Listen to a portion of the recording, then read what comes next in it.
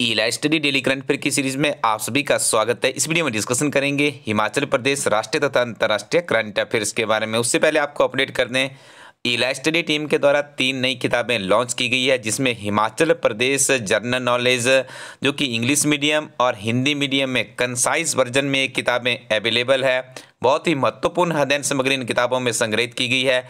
एक बार आप इन किताबों को अपने नज़दीकी शॉपकीपर के पास या फिर ईला स्टडी कोरोटिन वेबसाइट में जाकर के रिव्यू कीजिएगा।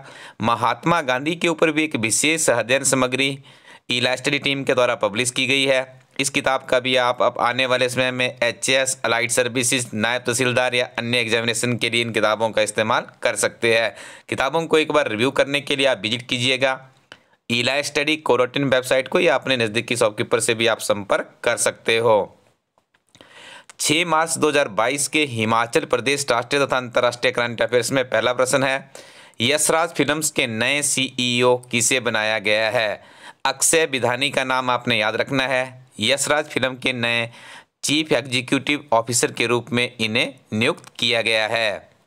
एलआईसी म्यूचुअल फंड के नए एमडी और सीईओ किसे नियुक्त किया गया है? टीएस रामाकृष्णन का नाम मेमोराइज कर लीजिएगा। इन्हें एलआईसी के जो म्यूचुअल फंड रिलीज होंगे उसका नया एमडी और सीईओ नियुक्त किया गया है।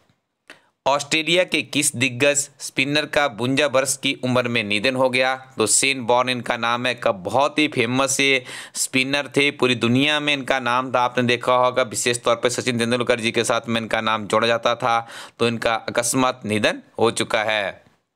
जेट एयरवेज के सीईओ कौन बन गए हैं? संजीव कुमार। संजीव कुमार जेट एयरवेज के नए चीफ एग्जीक्यूटिव ऑफिसर बनाए गए हैं। किस केंद्रीय मंत्रालय ने स्वदेश दर्शन पुरस्कार का गठन किया है? तो ये गठन किया गया है पर्यटन मंत्रालय के द्वारा। स्वदेश दर्शन योजना के तहत किस मंत्रालय ने सर्वश्रेष्ठ प्रथाओं के लिए पुरस्कार देने की घोषणा की है? तो ये पुरस्कार भी टूरिज्म मिनिस्ट्री के द्वारा ही, यानी पर्यटन मंत्रालय के द्वारा ही दिया जाएगा। 3 मार्च 2022 को मनाए गए विश्व वन्यजीव दिवस की थीम क्या थी?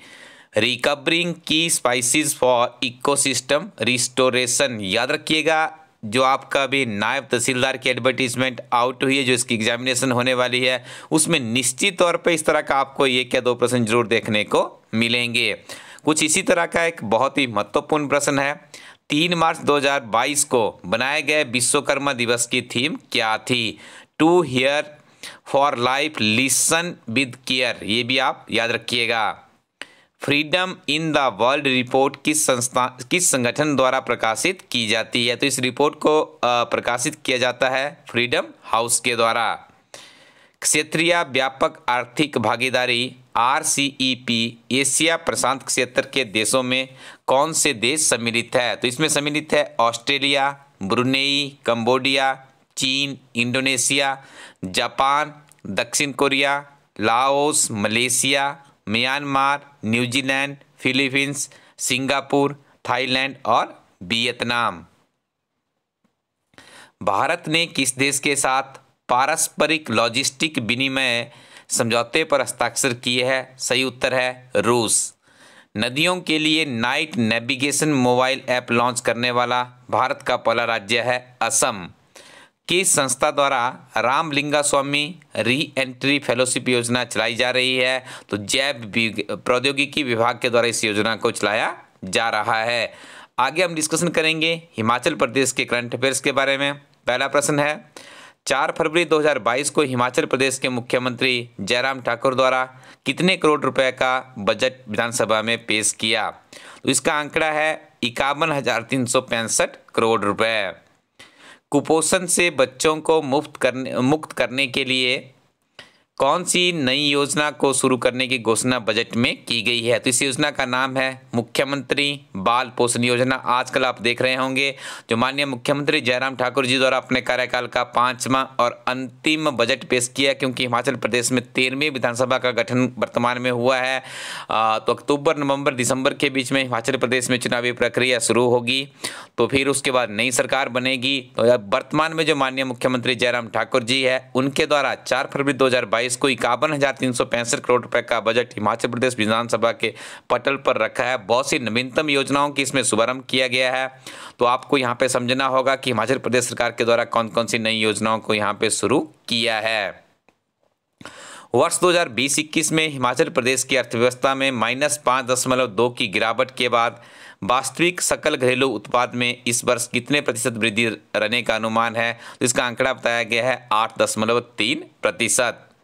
हिमाचल प्रदेश सरकार द्वारा जल जीवन मिशन के अंतर्गत 100% जनसंख्या को कवरेज करने का लक्ष्य किस वर्ष तक का निर्धारित किया है? तो ये लक्ष्य निर्धारित किया गया है वर्ष 2030 तक का।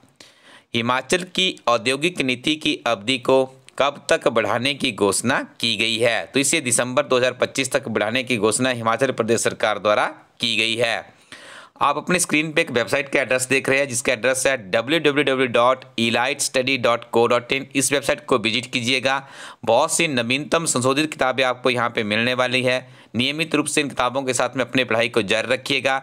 निश्चित तौर पे हिमाचल प्रदेश में आने वाले समय में आपको नई नौकरियाँ मिल सकती है। Thank you very much. Keep watching elite study YouTube channel.